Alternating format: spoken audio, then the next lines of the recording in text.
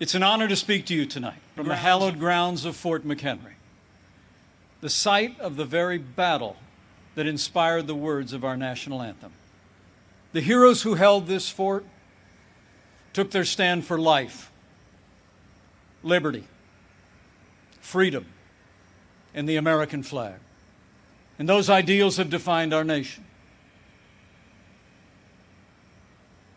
But they were hardly ever mentioned at last week's Democratic National Convention. Instead, Democrats spent 4 days attacking America. Joe Biden said that we were living through a season of darkness.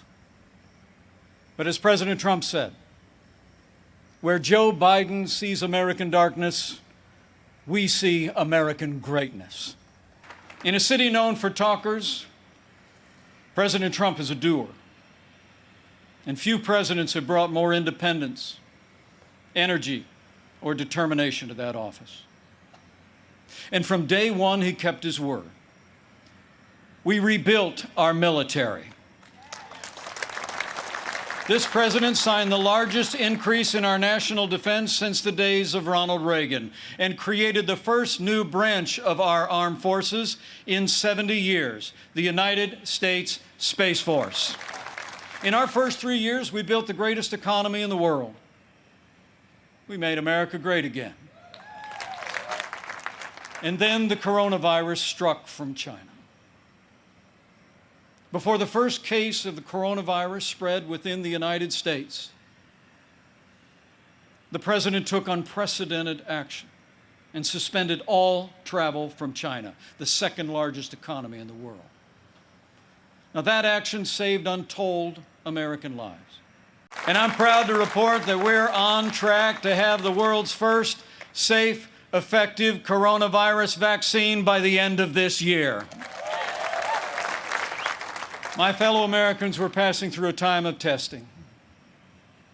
But in the midst of this global pandemic, just as our nation had begun to recover, we've seen violence and chaos in the streets of our major cities. President Trump and I will always support the right of Americans to peaceful protest. But rioting and looting is not peaceful protest. The violence must stop, whether in Minneapolis, Portland, or Kenosha. Too many heroes have died defending our freedom to see Americans strike each other down. We will have law and order on the streets of this country for every American of every race and creed and color. My fellow Americans, we're going through a time of testing. But if you look through the fog of these challenging times, you will see our flag is still there today. Thank you for the honor of addressing you tonight and the opportunity to run and serve again as your Vice President.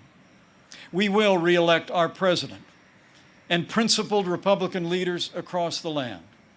And with President Donald Trump in the White House for 4 more years, and with God's help, we will make America great again.